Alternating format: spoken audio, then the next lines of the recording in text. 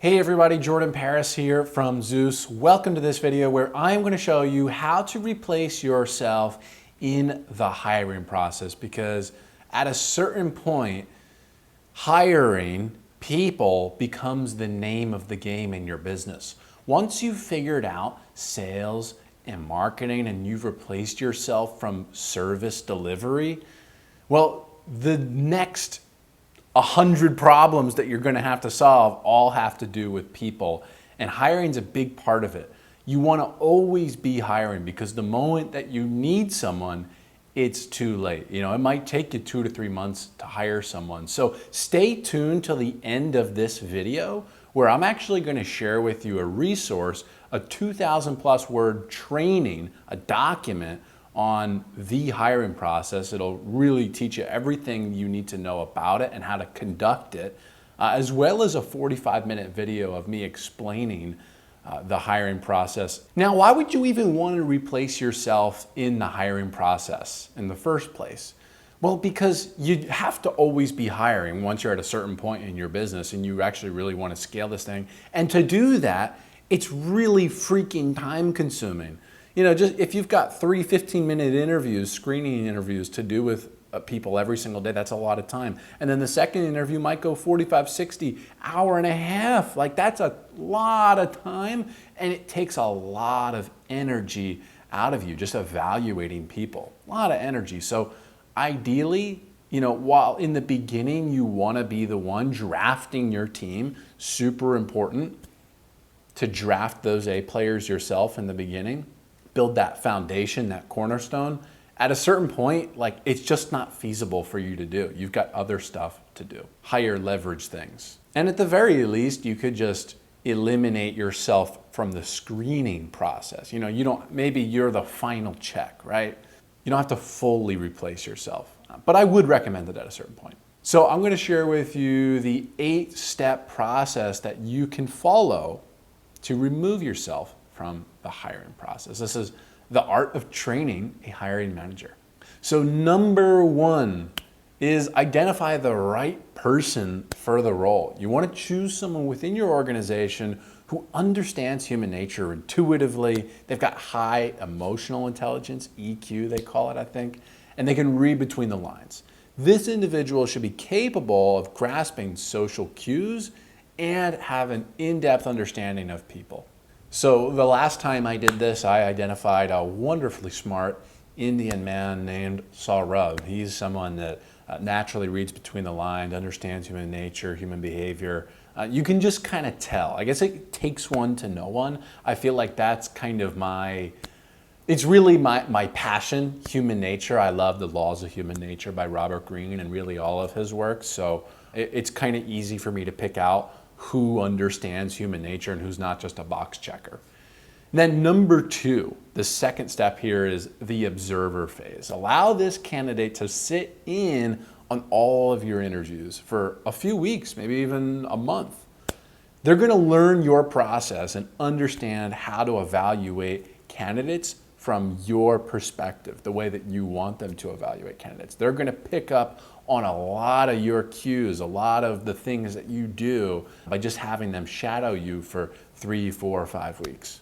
Number 3 is the note-taking phase. Now, this is kind of happening in the middle of step 2 here. So after observing for a week or just even a couple of interviews, you're going to ask them to start taking notes during the interviews. What you're going to do is show them how you usually take notes during the interview or after the interview. Talk through each line of your notes, you know, why you wrote this, and then task them with doing it for the next few interviews. And now we're moving on to step 4 here. And again, this is kind of happening all along the way in steps 2 and 3. They're kind of happening simultaneously. But after each interview, you're going to have a debriefing session with your chosen candidate from step 1, that person who understands human nature, human behavior just intuitively. You're going to have these debriefing sessions after each interview that you do with a candidate. You're going to ask for their thoughts on the interviewed candidates before sharing yours, okay? You're going to discuss the positives and the negatives about each potential hire. And the reason that you want to ask for their thoughts first before you share yours I always think of this speak after everyone else has already spoken instead of jumping to speak first. It's a real sign of wisdom. You will be told your whole life that you need to learn to listen. I would say that you need to learn to be the last to speak. I see it in boardrooms every day of the week. Even people who consider themselves good leaders, who may actually be decent leaders, will walk into a room and say, here's the problem, here's what I think, but I'm interested in your opinion, let's go around the room. It's too late. The skill to hold your opinions to yourself until everyone has spoken does two things. One, it gives everybody else the feeling that they have been heard. It gives everyone else the ability to feel that they have contributed. And two, you get the benefit of hearing what everybody else has to think before you render your opinion.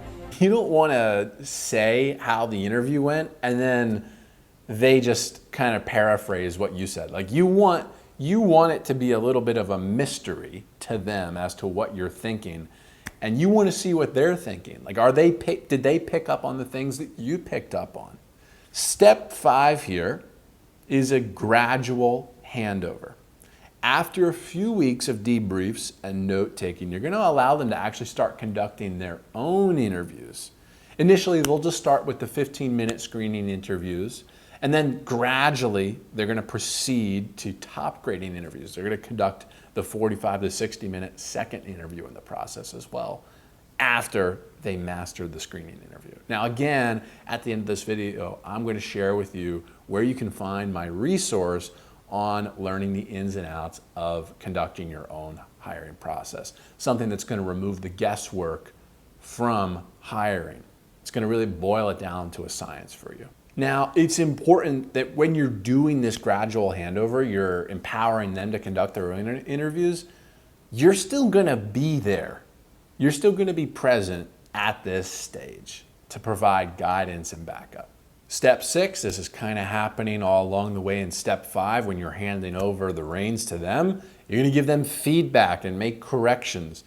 You're going to conduct debrief sessions post-interview for the interviews that they have conducted. You're going to discuss what they did well, where they can improve, guide them on how to read the candidates, what questions to ask, how to decide on next steps, see what they picked up on, what they missed. And again, you want to ask them how they think they did first before you give your feedback. Step 7, almost done here. Independence. The past few steps, we've kind of been holding their hand, but at this point, we're actually going to let them spread their own wings and let go of their hand.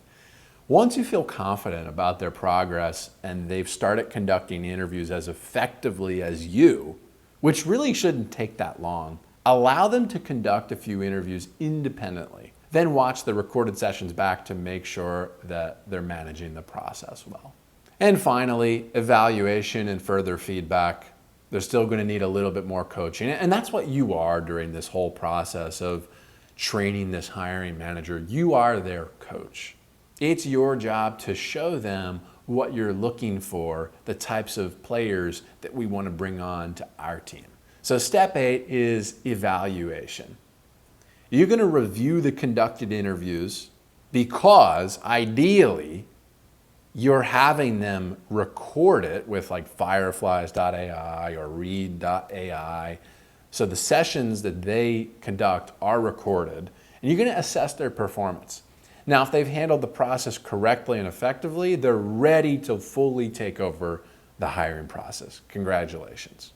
If they still need more coaching, give them that coaching. And look, the coaching doesn't really end. If they're your direct report, they're going to be reporting to you for the foreseeable future, like you're their manager.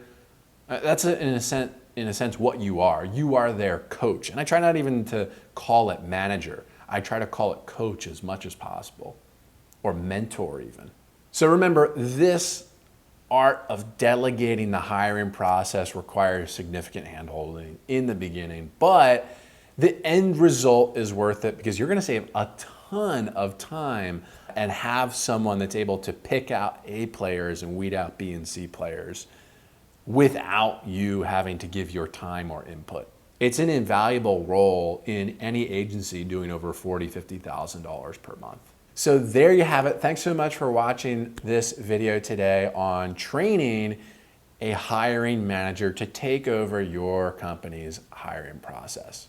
Of course, if you liked this video, don't be shy, hit the like button. Consider it a tip of the cap for this video if you liked it. And then subscribe for more agency operations, systems, and Airtable content just like this. And finally, as promised, the training on the hiring process, you can find that at zeusos.co/hiring. That's Zeus like the Greek god, ZEUSOS.co/hiring for the hiring process resource. Thank you so much for watching. Have a wonderful day. Bye for now.